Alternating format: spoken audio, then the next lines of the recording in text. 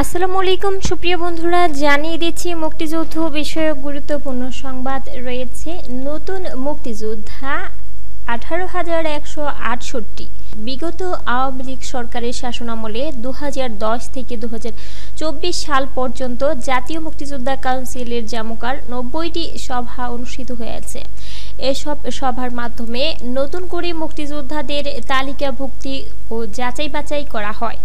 জামুকা বলছে, এ সময়ে সভাগুলোতে 18,168 জনকে নতুন মুক্তিযোদ্ধা হিসেবে তালিকাভুক্তির সুপারিশ করা হয়েছে। একই সময়ে 5,987 জন অমুক্তিযোদ্ধার গেজেট বাতিলের সুপারিশও করা হয়েছে।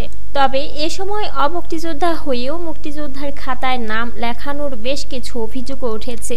এসব ঘটনায় উল্লেখযোগ্য শাস্তি না হলেও কারো কারো সনদ বাতিল করা হয়েছে। এমন পরিস্থিতিতে বিগত বছরের 5 আগস্ট আওয়ামী লীগ সরকারের পতনের পর অন্তর্বর্তী সরকার ক্ষমতায় এলে নতুন করে অমুক্তিযোদ্ধা শনাক্ত এবং মুক্তিযোদ্ধাদের তালিকা যাচাই বাছাই করার ঘোষণা দেওয়া হয়।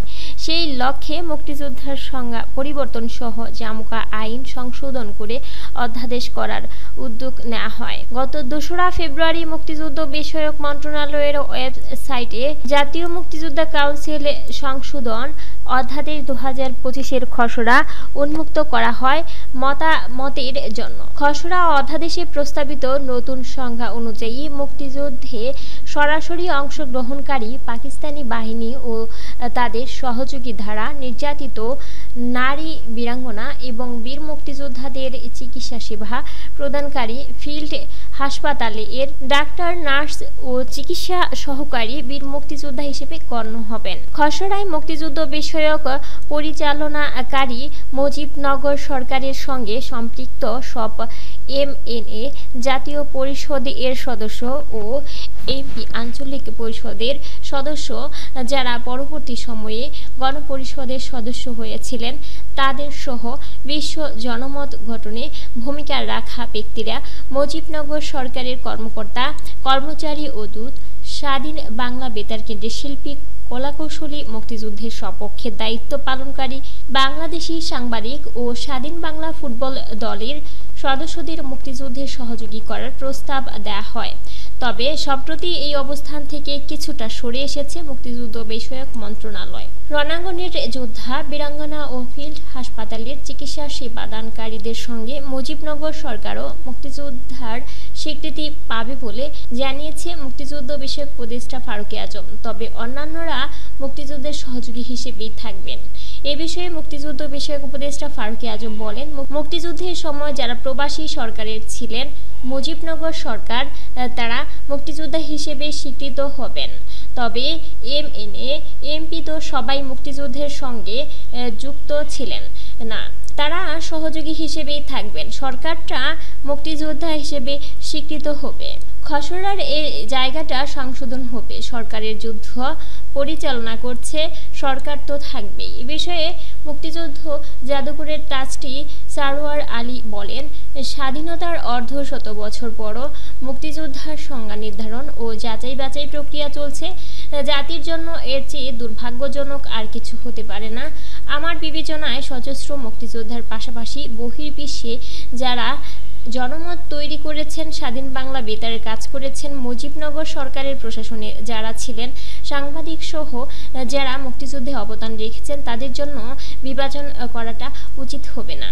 এটা করতে গিয়ে আমরা যেন কাউকে অসম্মান না করি। মুক্তিযুদ্ধের সহযোগী বলে মান নির্ণয় বা বিভাজনের পক্ষে নই আমি। তবে অমুক্তিযোদ্ধা শনাক্তের ব্যাপারে সরকারের অবস্থানের পক্ষে মত দিয়ে সারোয়ার আলী বলেন, আমি চাই একটা ব্যাপারে সরকার কঠোর অবস্থান নিক। বিভিন্ন সময়ে দুর্নীতির মাধ্যমে প্রচুর সংখ্যায় মুক্তিযোদ্ধা হিসেবে তালিকাভুক্ত হয়েছেন। আমি চাই এটি ভালোভাবে যাচাই বাছাই করা হোক। সরকার যদি এটি করতে পারে আমি তাদের ধন্যবাদ জানাবো। অধ্যাদেশ চূড়ান্তের অপেক্ষা মাঠ পর্যায়ে বাছাই কাজে যুক্ত হচ্ছে মুক্তিযোদ্ধা সংসদ। বর্তমান জামুকার সদস্যদের নিয়ে গঠিত 2টি কমিটি অগ্রাধিকার ভিত্তিতে আদালতের আদেশ ও রিটের বিষয়গুলো নিষ্পত্তি করছে বলে জানিয়েছে জামুকা সূত্র।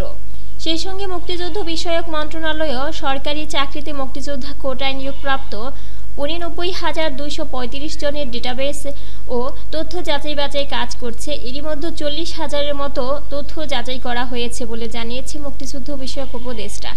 জামুকা ও মুক্তিযুদ্ধ বিষয়ক মন্ত্রণালয় তথ্য সূত্র জানা গেছে, জামুকা অধ্যাদেশ চূড়ান্ত হওয়ার পরই বড় পরিসরে মুক্তিযোদ্ধাদের যাচাই বাছাই শুরু হবে দেশ জুড়ে।